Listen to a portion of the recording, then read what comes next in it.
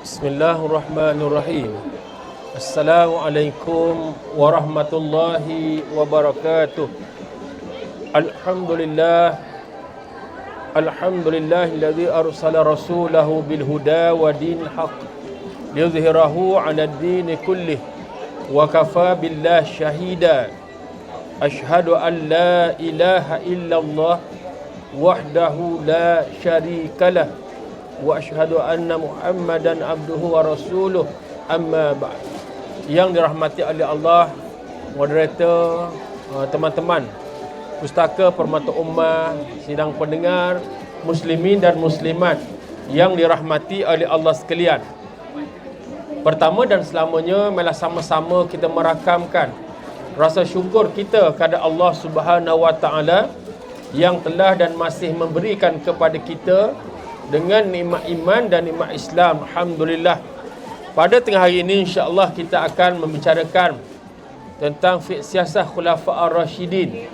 Tuan-tuan muslimin dan muslimat, dengan matlamat Allah mengutuskan kita di atas muka bumi sebagai khalifatul ard, khalifah di atas muka bumi.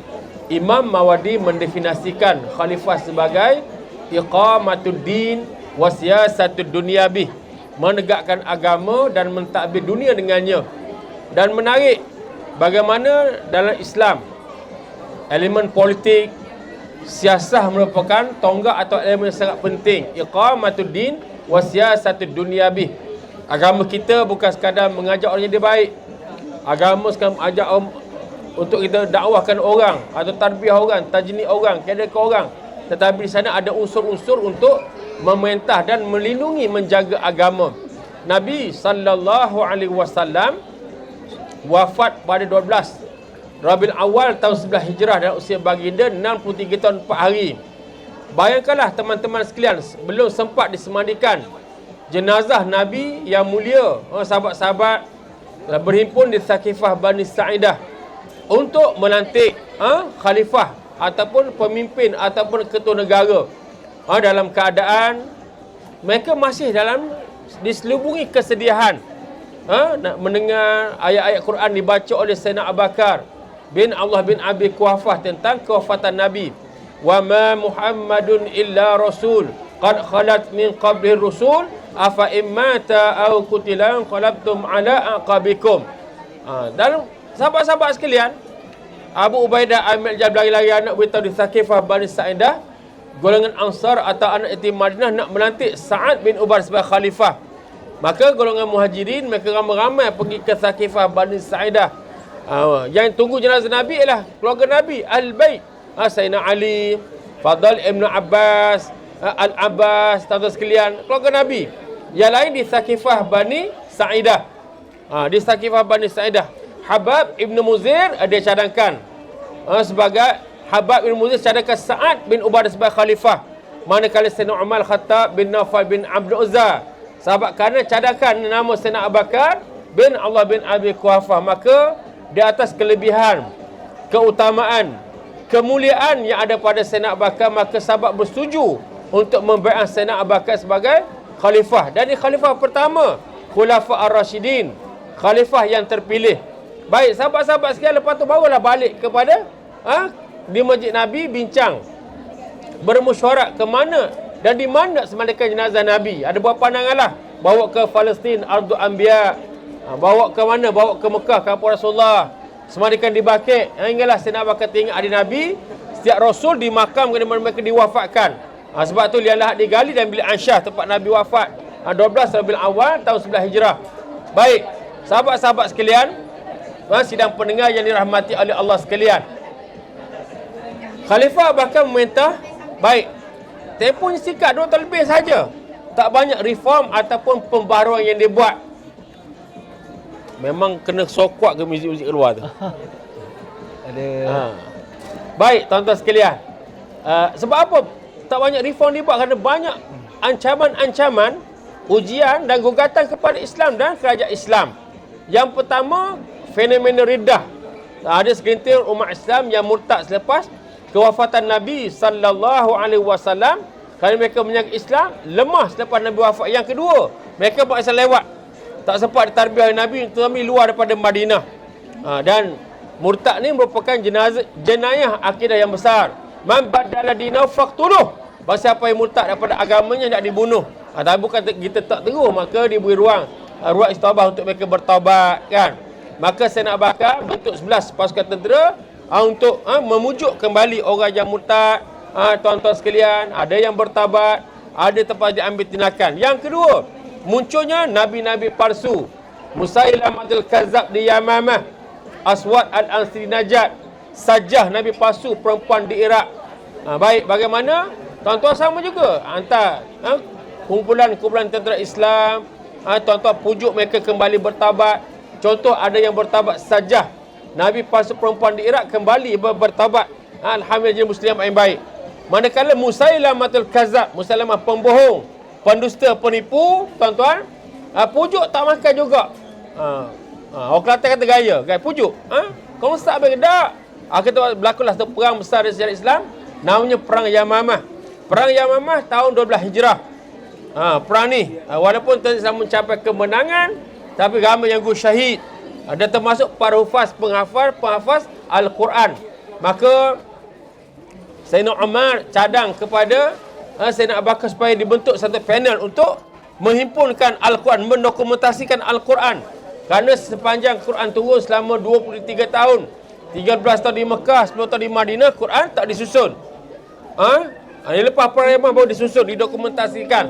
Di mana akhir Khalifah Abu Bakar bersetuju, maka dibuat bentuk panel. Maka Zaid bin Thabit sebagai perusi panel pengumpulan tersebut. Sahabat-sahabat sekalian, sahabat-sahabat sebelum itu mereka menghafaz Al-Quran. Nabi SAW bersabda, Ashraful ummati hamlatul Quran. Semulia-mulia umatku ialah orang yang menghafaz, yang menjaga, yang memelihara Al-Quran. Besarnya nak beritahu kalau kita jaga Quran, kita hafal Quran.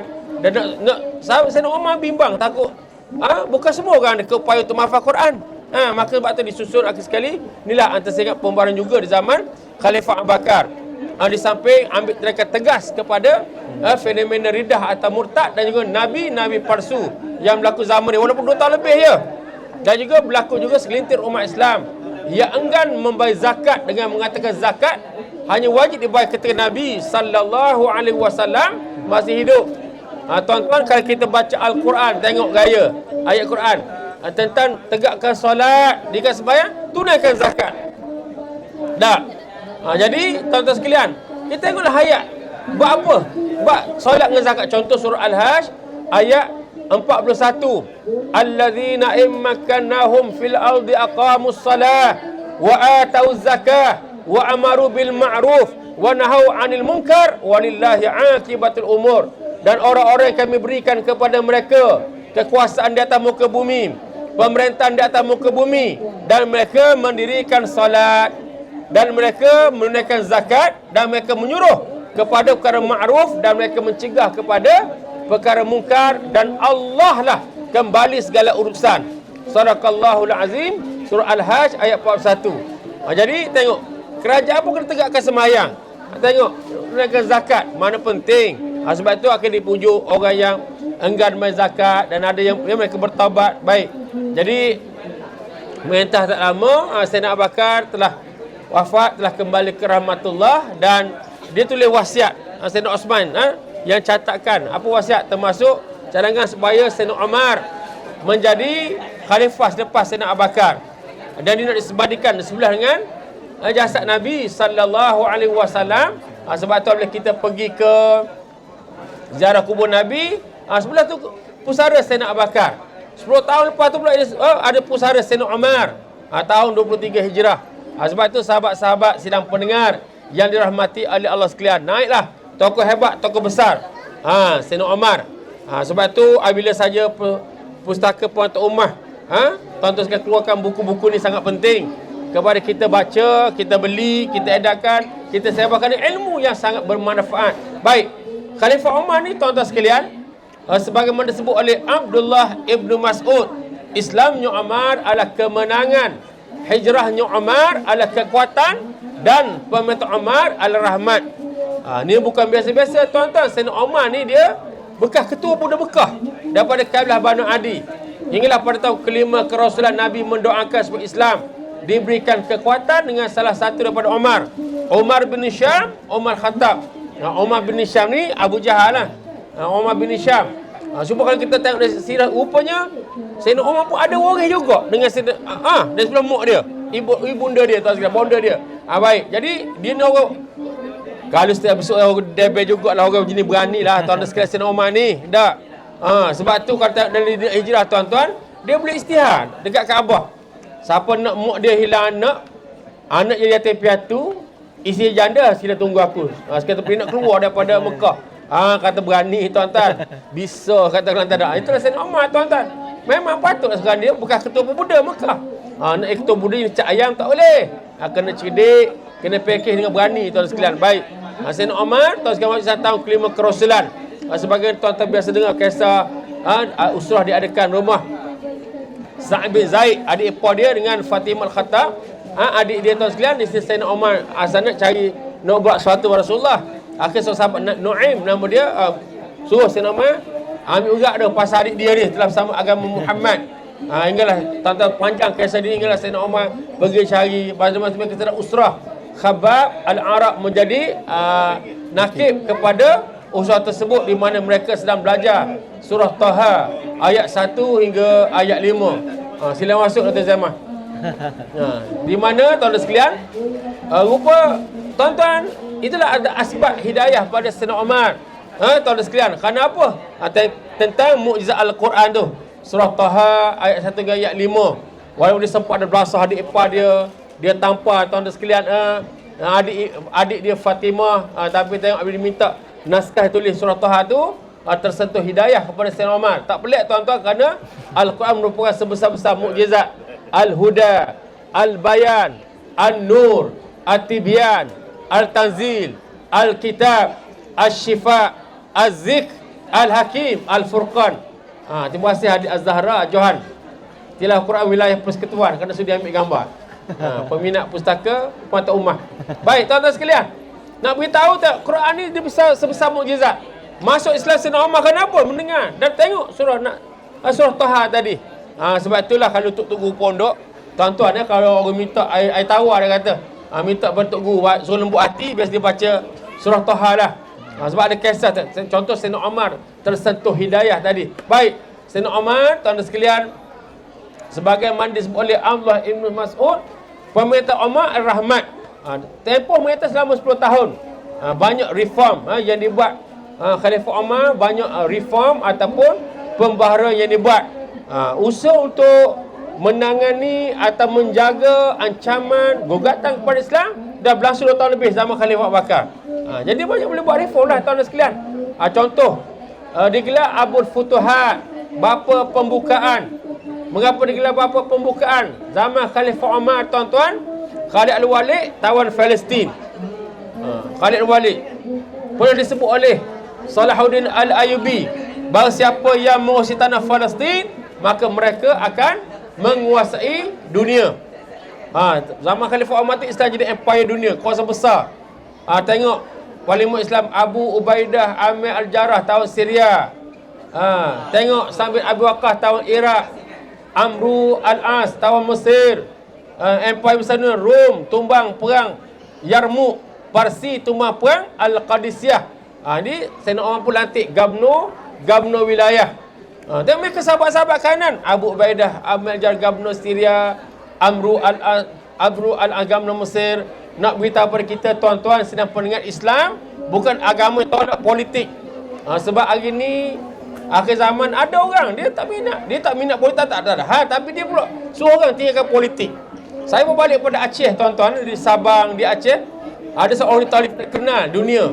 Awal abad 20 dan akhir abad 19 benda, Profesor Dr. Christian Snook Hagronje. Snook Hagronje ni siapa dia duduk di Aceh, dia duduk kerancuan berfikir, dia punahkan fikrah orang Islam. Dia kata tak sibuk dengan politik, tak sibuk dengan pemerintahan. Kita kira satu hari berapa juzuk Al-Quran kita baca, berapa ribu kita bertasbih, kita berselawat, tak usah bercara politik. Ada contoh orientalis yang nama dia Snook Hagronje. Ditukar nama Islam Abdul Ghafur. Dia pernah masuk ke Mekah, dia buat kajian di Mekah. Mengapa orang-orang Islam yang buat haji ni daripada Nusantara Pergi Mekah balik-balik ada sentimen lawan penjajah.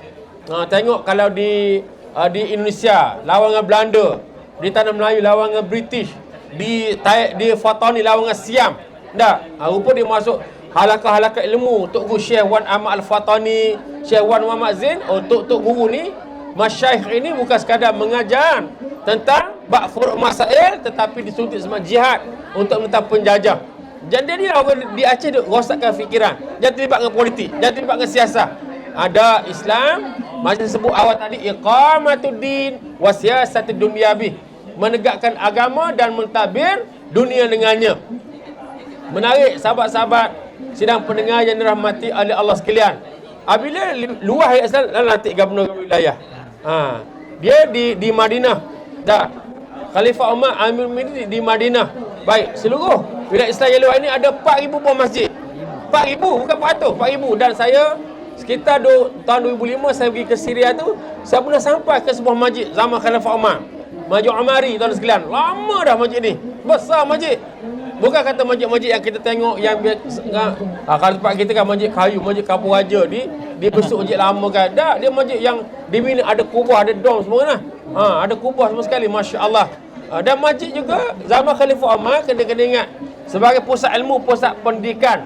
Cuma menarik saya dengar ada reform Sayyidina Umar ni, apabila budak-budak dalam masjid yang di harakat ilmu, misalnya budak-budak mereka berlari, mereka bermain, mereka bergurau, maka Khalifah Umar telah memerintahkan supaya dibuat bangunan sebelah masjid. Bangunan inilah tuan-tuan akhirnya madrasah sekolah. Bila umur start belajar Islam ni, zaman Khalifah Umar mulakan umur 7 tahun. Kita mati-mati ingat British yang mulakan umur belajar umur 7 tahun. Tak. Zaman Khalifah Islam, zaman Amir Mukminin, zaman Khalifah Umar Khattab bin Naufal bin Amr Uzzah. Baik, itu pendidikan. Tuan-tuan sekalian, zaman Sayyidina Umar reform yang besar ialah apa dia? Pencen. Saya dulu mati-mati ingat pencen ni British yang mulakan. Tak. Pencen zaman Khalifah Umar siapakah yang dapat pencen? Yang pertama Ahli Badrin, ahli-ahli perang Badar Al-Kubra. Yang 313 orang yang masih hidup, tuan-tuan, di zaman Khalifah Umar dapat pencen, dapat wang saraan. Perang Badar perang yang penting. Quran ada surah Al-Badar, yang di surah Ali Imran. Sebagaimana kita baca Al-Quran, kisah-kisah perang Badar, surah Ali Imran ayat 123. Walaqad nasarakumullahu bi badrin wa antum adillah fattakullah la'allakum tashkurun. Dan sesungguhnya kami telah menolong kamu pada hari Badar, wa antum adillah, dan kamu dalam keadaan lemah. Fattakullah, maka bertakwalah kamu kepada Allah, mudah-mudahan kamu bersyukur. Menarik tuan-tuan, perang ni perang yang besar. Tak, 3 kali ganda kota musuh. Siapa yang masih hidup dalam Khalifah Umar dapat pencen. Yang kedua, siapa pencen? Isteri-isteri Nabi sallallahu alaihi wasallam dapat pencen. Siapa yang paling tinggi bayaran? Aisyah. Tapi Aisyah ni telah mulia hati, dibimbang takut berlaku kecemburuan, tak puas hati. Memanglah orang perempuan ni kembasian dia ialah apa dia? Orang perempuan tahu apa dia? Cemburu. Perempuan kalau tak cemburu itu bukan perempuan, itu robokok. Sekian dimaklumkan. Memang gitu. Isteri Nabi cemburu, tuan-tuan. Jangan pelik lah. Itu fitrah manusia, fitrah perempuan. Maka Aisyah minta Khalifah Umar samakan bayaran. Bayar pencen ni, wang setaraan. Yang ketiga, siapa dia? Tentera-tentera. Zaman Khalifah Umar, reform ni buatlah mulakan tentera. Zaman Nabi, tuan-tuan, sistem kerahan. Zaman Khalifah Abu Bakar kerahan. Kerah macam mana? Contoh, tengok contoh ada operasi perang Tabuk pada 10 bulan Rejab, bulan Syaban dan 10 bulan Ramadan tahun 9 Hijrah. Bilal akan lakukan azan. Azan. Allahu Akbar, Allahu Akbar.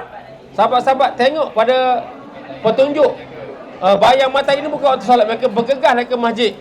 Maka Nabi akan beri tahjid, beri motivasi, berkhutbah, untuk berikan semangat sahabat-sahabat keluar untuk berjihad, jaga agama. Zaman Khalifah Abu Bakar pun sama. Tuan-tuan sekalian, zaman Khalifah Umar diambil, dibuka ni peluang pemuda-pemuda, fizikalnya bagus, tegak, datang sebagai tentera. Ada berapa bandar tentera zaman Khalifah Umar di Basrah, di Kufah dan di Dimash, bandar tentera. Kalau kita Malaysia di Port Dickson tulis selamat datang ke bandar angkatan tentera kan. Rupa zaman khalifah dia wujudkan bandar tentera untuk dilatih pemuda-pemuda jadi tentera, dan tuan-tuan mereka ada gaji. Lepas tu mereka ada wang saraan ataupun pencen. Ini antara reform yang dibuat zaman Khalifah Umar. Menarik sahabat-sahabat sekalian, oleh kerana wilayah Islam luas, dia buat jalan-jalan raya. Bahkan empangan, saya pernah sampai di Syria, sebuah empangan yang dibina zaman Khalifah Umar. Ini tahun 2005. Satu empangan dibuat zaman Khalifah Umar, tuan-tuan sekalian. Hebat. Tempat ni rupanya musim haji, jemaah haji lalu, dan mereka berehat dan mereka basuh kain ihram mereka. Tu dapatkan bekal air. Mana zaman kita belajar tentang Khulafa Ar-Rasyidin, zaman Khalifah Umar ini bukan benda mitos atau legend, bukan. Dipanggil empirikan. Empiris. Boleh dibuktikan kewujudan, kehebatan zaman tersebut dalam sejarah Islam sampai sekarang. Baik. Jadi Khalifah Umar menarik, tahu sekalian, ada cap mohon kerajaan. Dibuat cap mohon macam kita lah. WB kan ada cop kan. Kena sign. Rupanya dimulakan zaman Khalifah Umar. Tuan-tuan sekalian, ada cap mohon kerajaan. Depan tak ada apa. Ada kan bila selalu ada pejabat pos. Nak berurusan, nak hantar pos, nak sampai pesanan. Wilayah Islam luar. Ada pejabat pos. Kan? Ada pejabat pos, tuan-tuan sekalian. Menarik. Dan ialah zaman sana memperkaskan Baitul Mal. Rumah kewangan ni, tuan-tuan sekalian. Tengok zaman Khalifah Umar. Terlalu banyak reform yang dibuat zaman Khalifah Umar. Dan tempoh 10 tahun ni, alhamdulillah, wilayah Islam, tuan-tuan sekalian, yang begitu sekedar. Dan zaman Umar juga ada berlaku krisis, iaitu kemarau panjang. Kemarau panjang satu, lepas tu wabak ta'un berlaku dah. Tapi yang menariknya, saya nak cerita tuan-tuan, saya bawa balik misi bantuan di Aceh, Jauh Lestari. Tuan-tuan, bukan kata dimulakan zaman Empire Britannica, Britain, atau kita ada NGO apa, USA, ada Islamic Relief, ada Muslim Aid, ada Muslim Care, atau IHS. Zaman Khalifah Umar tu, dia tak ada jenis misi bantuan kemanusiaan umat Islam. Kerana orang Islam ni, kita baca Al-Quran, innamal mu'minuna ikhwah, sesungguhnya orang-orang mukmin itu bersaudara. Orang Islam ni sifat dia peduli, dia cakna kepada umat Islam yang lain, kepada umat yang lain. Hadis riwayat Imam Baihaqi, man lam yahtamma bi amril muslimin falaysa minhum. Barang siapa yang tidak mengambil berat urusan kaum muslimin, maka bukan dari kalangan mereka. Kata Syekh Said Qutb rahimahullah, sempadan kita orang beriman bukan sempadan geografi. Sempadan kita orang beriman bukan sempadan negara bangsa, bukan nation state. Tapi sempadan kita orang beriman sempadan akidah, sempadan la ilaha illallah. Di mana-mana seluruh alam jagat, alam buana ini ada orang mengucap kalimah syahadah, maka mereka lah saudara kita yang wajib kita bantu jika susah. Baik, dalam keadaan mana tengah susah ni, kita masa zaman tu, masa kemarau panjang tu, apa berlaku Madinah? Stok makanan tak cukup, kelaparan kepada orang Madinah. Tetapi satu pagi yang indah, Sayyidina Umar tersenyum. Kenapa? Nampak dia punya debu-debu, kebuk-kebuk tanah naik ke udara. Rupanya Gamna Mesir Amru Al-As menghantar 4,000 ekor unta yang syarat dengan bantuan makanan, bantuan kemanusiaan kita panggil. Satu ekor unta ni macam satu pickup, macam Hilux ni lah. Bayarkan 4,000 dah. Tersenyum Sayyidina Umar. Kenapa ni lah? Menterjemahkan sifat orang Islam yang peduli, yang cakna kepada orang Islam yang lain. Saya kalau pergi misi bantuan, saya suka tengok kalau sebelah sepadan Syria dengan Turki, gambar Erdogan atas innamal mu'minuna ikhwah, dia tulis. Sesungguhnya orang-orang mukmin itu bersaudara. Tengok, kita nak pemimpin beginilah. Kita dalam zaman moden ni, improve pada ambil pemimpin ialah mesti cakna rakyat, mesti peduli pada rakyat. Jangan masih nak mengundi 5 tahun sekali, pergi rumah ke rumah, jelajah sebagainya, tapi lepas tu tak peduli, tak boleh. Sebagaimana Sayyidina Umar, pribadi Sayyidina Umar, malam-malam dia akan berjalan. Dia akan berjalan. Dah pernah berlaku satu reform daripada dia berjalan, tuan-tuan sekalian. Sayyidina Umar mendengar rintihan seorang isteri prajurit. Dia kata kalau tak kerana Tuan Umar, nescaya katil ini akan bergoncaman, dia akan berzina dah. Tak tahan tinggal di suami. Sayyidina Umar tersedar, dia buat satu kesilapan. Mengapa nak biarkan sampai isteri prajurit lama dia tinggal di suami? Esok dia kerah kapit dia panggil, buat himpunan semua isteri-isteri prajurit. Maka macam brainstorming lah. Tanya setiap orang ni lama mana mereka tahan ditinggal oleh suami. Ada beri pandangan sebulan, ada 40 hari, ada 3 bulan. Yang paling ramai ialah 4 bulan. 4 bulan. Paling lama tu. Maka Sayyidina Umar, keputusan dia lah, semua ketemukan tentang Islam yang keluar jaga sempadan, yang keluar berperang dan sebagainya, hanya 4 bulan. Lepas tukar dengan trup atau pasukan yang lain. Cuba bayangkan, kalau kita negara Islam ambil keadaan sama. Ni isi-isi tentera yang kita tinggal sampai pergi bantuan apa ni yang bawa PBB kan sampai 6 bulan. Jangan. Isi kat rumah ni macam mana? Tak. 4 bulan je. 4 bulan perempuan tak boleh. Itu perempuan lelaki tak tahulah mana kan. Perempuan 4 bulan tak tahan dia. Tak tahan dah, memang gitulah. Dia pakai keperluan biologi manusia ni. Dia belum ada pasangan dia. Yang dah kahwin kena tidur dengan pasangan dia. Jadi nak saya ingat antara contoh ijtihad juga reform yang dibuat di zaman Khalifah Umar Khattab bin Nafal bin Amr Uzza. Baik. Jadi alangkah indahnya kalalah kerajaan Islam. Kerajaan-kerajaan ni buat bersama. Orang kafir dia zina ya. Dia tak beli. Contoh apa tuan tengok, kalau contoh macam Jepun. Jepun ni pernah masuk Korea kan masa tahun 37 tahun. Jepun ni dia roboh sampai 300. Dia 300,000 perempuan di Korea. Comfort women apa satu istilah dia. 300,000. Saya tengok satu filem, tajuk dia The Battleship Island. The Battleship Island, filem Korea. Dia baru dia selit cerita puan. Jepun ni memang gitu perangai dia. Tak. Jepun, British pun sama. Tak. Betul-betul British tengok sama. Puan kedua, tuan-tuan, rupanya Islam dah letakkan garis panduan Khalifah Umar, jangan lebih 4 bulan. Jangan lebih 4 bulan. Kerana apa? Perempuan ni ada keperluan biologi dia. Isteri prajurit. Baik. Jadi zaman Khalifah Umar menarik sahabat-sahabat yang dirahmati oleh Allah sekalian. Tadi saya sebutkan dari sudut pembaharuan. Dari sudut pembaharuan termasuk dibesarkan tuan-tuan sekalian masjid zaman Khalifah Umar. Kenapa? Kerana orang Islam kadang-kadang mereka datang untuk menziarahi Madinah. Kadang melepaskan kerinduan pada Madinah. Contoh Sayyidina Bilal bin Rabah Al-Habsyi. Sayyidina Bilal ni Nabi wafat, saya lepas tu dia tak tahan. Dia tengok masjid dia akan menangis, tengok mimbar akan menangis. Dia teringat kepada Nabi sallallahu alaihi wasallam. Jadi sahabat-sahabat datang pada Sayyidina Umar. Sayyidina Umar gunakan punca kuasa dia, pengaruh dia untuk panggil Bilal seketika di Dimash, di Damsyik, balik sekejap ke Madinah. Mereka rindu nak dengar Bilal melakukan azan. Sebab tu kisah Bilal balik ke Madinah, dia kata, aku kalau tak kerana Umar, tak kerana perintah Umar, aku tak balik ke Madinah. Aku rindu pada Rasulullah. Tak boleh tengok bumi Madinah ni. Maka sebab itulah kisah Bilal melakukan azan. Orang mana bergerak ramai-ramai ke masjid dan mereka mengalirkan air mata kerinduan kepada Nabi sallallahu alaihi wasallam.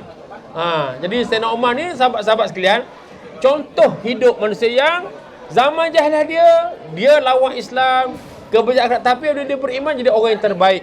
Nabi sallallahu alaihi wasallam bersabda, khiyarukum fil jahiliyah wa khiyarukum fil Islam idza faqihu. Orang itu terpilih terbaik masa jahiliah, orang itu terpilih terbaik masa Islam, mereka mengetahui. Sayyidina Umar kan wajah dia lekuk sikit apa tempat air mata yang sentiasa mengalir, mengingati kisah takut pada akhirat. Walhal dia dijamin syurga dengan lidah Nabi sallallahu alaihi wasallam, sama 10 orang yang dijamin syurga. Baik, Sayyidina Umar yang kisah zaman dia, tuan-tuan, dia dibunuh ketika mengimamkan solat. Abu Lu'lu'ah membunuh Sayyidina Umar ketika mengimamkan solat. Abu Lu'lu'ah ni tikam sampai 13 orang. Dan dapat beberapa orang tu 7 yang gugur, dan Sayyidina Umar pingsan selama 3 hari lepas dia sedar.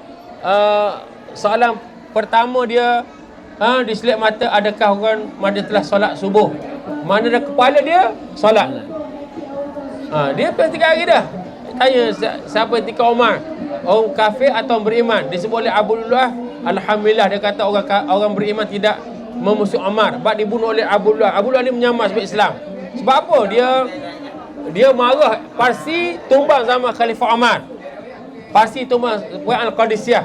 Sebab tu Khalifah Umar juga dia serahkan mandat untuk siapa ganti dia tu untuk Majlis Syura putuskan. Majlis Syura putuskan. Yang kedua, dia pun wasiat untuk dia disemayamkan di sebelah pusara Nabi sallallahu alaihi wasallam. Baik, lepas tu lah lepas dah kewafatan Sayyidina Umar tahun 23 Hijrah, maka naiklah lepas tu Khalifah ketiga. Dalam buku ni cerita pasal zaman Khalifah Osman bin Affan. Khalifah Osman bin Affan, atau juga kita gelar sebagai Zunnurain, orang yang mempunyai dua cahaya. Mengapa kita panggil Zunnurain? Orang yang dua cahaya kerana pernah berkahwin dengan dua orang puteri Nabi sallallahu alaihi wasallam.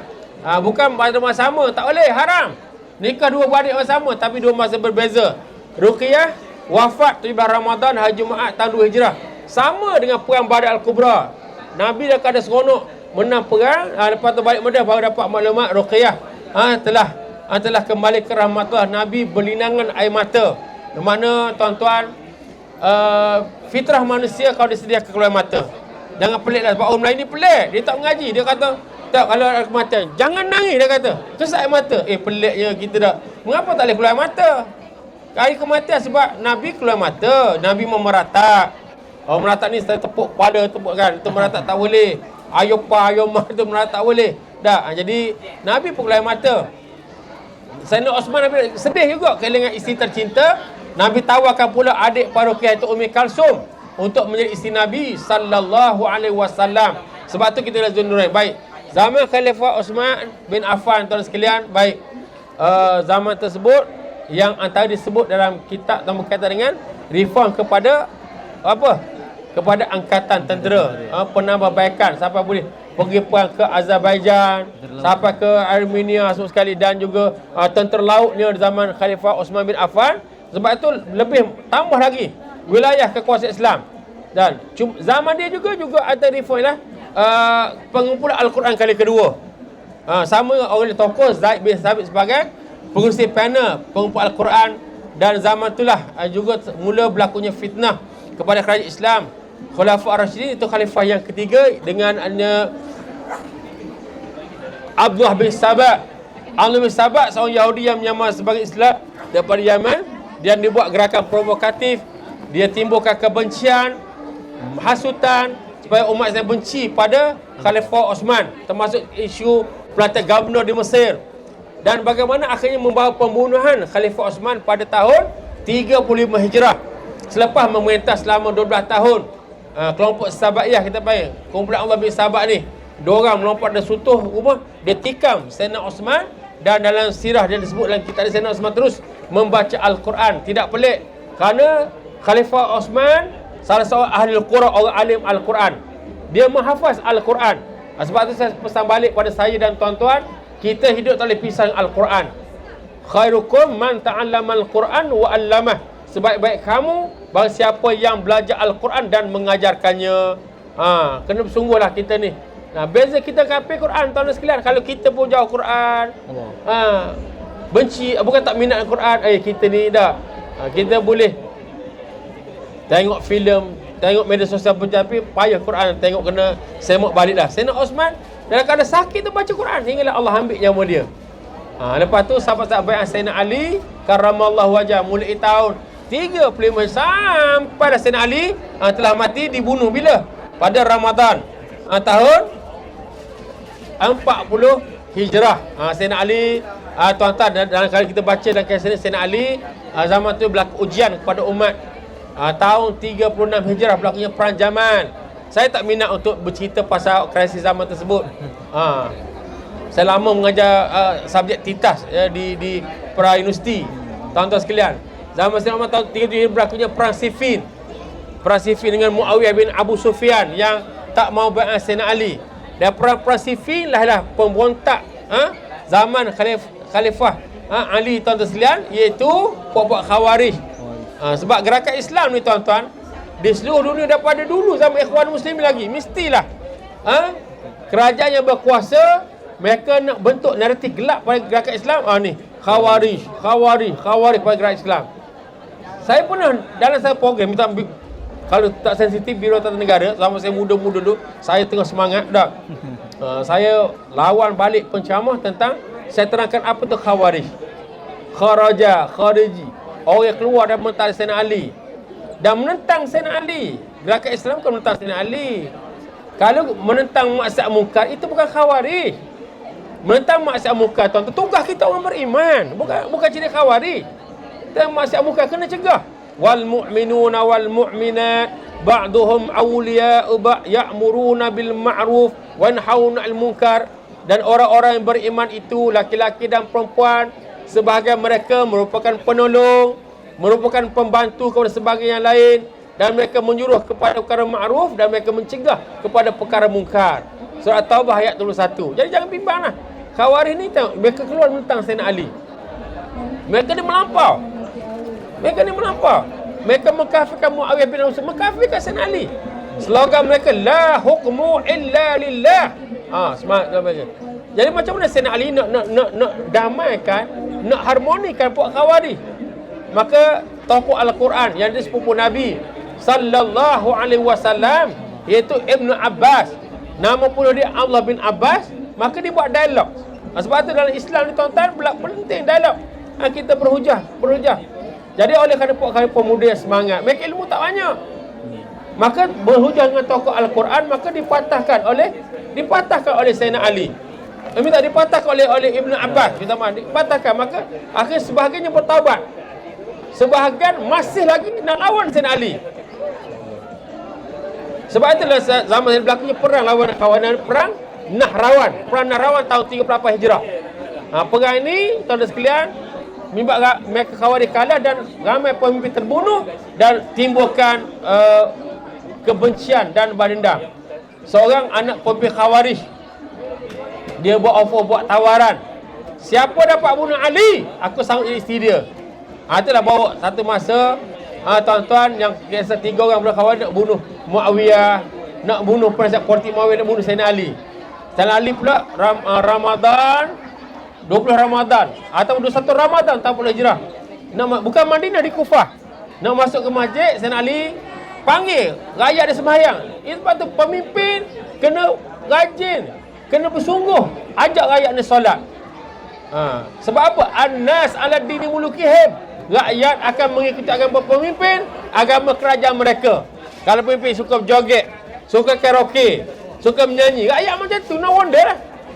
Pemimpin suka bergalak, dah. Tapi kalau pemimpin tak pada agama, suka pada majlis ilmu, suka baca Quran. Masa saya pengalaman di Palestin dengan Ismail Haniyah, saya biasa dengan Ismail Haniyah, ya Allah, Ismail Haniyah solat berjemaah, hafal rujuk. Gaza ni biasa dengan Quran, solat berjemaah. Tuan-tuan sekalian, saya Afghanistan, saya dengan ni Gulubudih Kematian, solat berjemaah. Dia lagi tidak rapat asal, dia tak mulakan takbir. Itu Gulubudih Kematian. Saya pernah solat belakang dia. Nak beritahu tuan-tuan sekalian, An-nas ala dini mulukihim. Rakyat akan mengikuti agama pemimpin, agama kerajaan mereka. Dan Sayyidina Ali suruh, hayya 'alas salah, hayya salah, mari sembahyang. Akhirnya Abdul Rahman bin Maljam, pemuda Khawarij, meleudang, dia tikam Sayyidina Ali. Sayyidina Ali rebah, dan terus mulut Sayyidina Ali, lidahnya terus membaca Al-Quran. Kerana Sayyidina Ali salah seorang sahabat ahli Quran, orang alim Al-Quran, bahkan menghafal hadis Nabi, menghafal ayat-ayat Al-Quran sebagaimana hadis Nabi sallallahu alaihi wasallam, asyraful ummati hamlatul Quran. Semulia-mulia umatku ialah orang yang membaca, orang yang menjaga, menghafaz, memuliakan Al-Quran. Gitu. Asyraful ummati hamlatul Quran. Semulia umatku ialah orang yang menjaga, menghafaz, memuliakan Al-Quran. Itu contoh Sayyidina Ali. Akhirnya Allah ambil nyawa dia.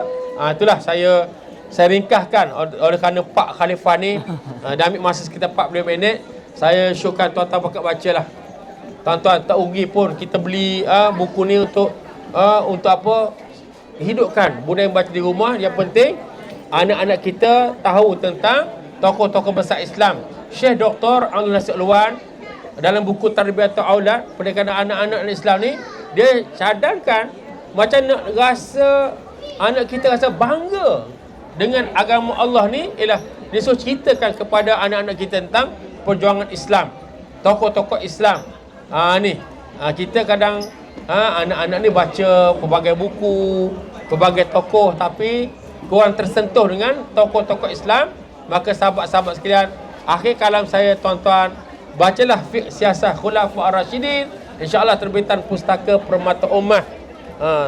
Saya juga dapat berkongsi ilmu pada pagi ini kerana saya semenjak saya kata satu seminar dengan Tuan Guru Haji Abdul Adik Awang. Tuan-tuan ini bukan biasa-biasa ulama tuan-tuan di tafsir At-Tibyan. Alam Nusantara kita hanya berapa orang saja ulama yang ada kitab tafsir Al-Quran. Profesor Hamka Haji Abdul Malik Karim Amrullah, tafsir Al-Azhar. Tok Guru tafsir At-Tibyan Ahmad Sun Haji, seorang lagi dah. Jadi jom kita pakat membaca. Kita pastikan ada tabungan kita setiap bulan untuk membeli buku, insya-Allah.